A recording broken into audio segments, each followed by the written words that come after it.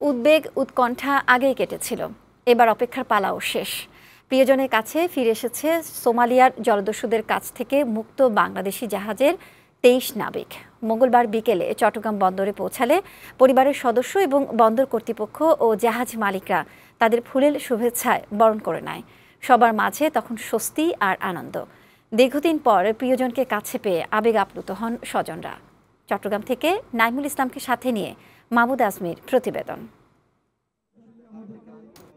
এই আনন্দঘন মুহূর্তের জন্য দীর্ঘ ১ মাসের বেশি সময় অধীর অপেক্ষায় ছিল স্বজনেরা। তাদের সেই অপেক্ষা ফুরালো মঙ্গলবার বিকেলে চট্টগ্রাম বন্দরের জেটিতে প্রিয়জনকে কাছে পেয়ে তাই আবেগ আপ্লুত ২৩ নাবিকের স্বজনেরা।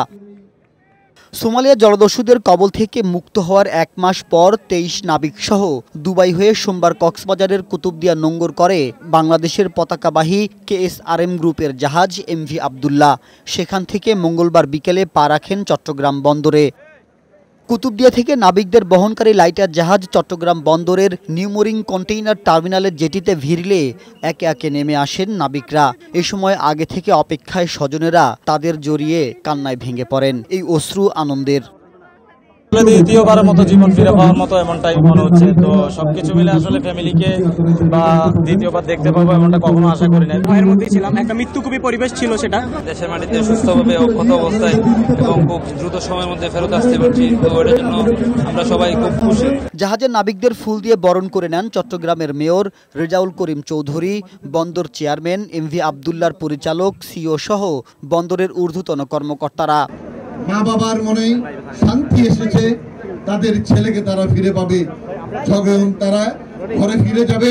দ্রুততম সময়ে নাবিকদের নিরাপদে ফেরাতে সম্ভাব্য সবকিছু করা হয়েছে বলে জানান মালিকপক্ষ।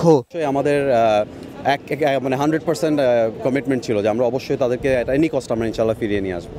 আফ্রিকার দেশ মোজাম্বিক থেকে কয়লা নিয়ে দুবাই যাওয়ার পথে গেল 12ই মার্চ সোমালিয়ার উপকূলে সোমালি জলদস্যুরা বাংলাদেশি জাহাজ MV আবদুল্লাহ ও এর 23 নাবিককে জিম্মি করে। পরে মুক্তিপণ দিয়ে গত 13ই এপ্রিল জাহাজ ও নাবিকদের মুক্ত করা হয়।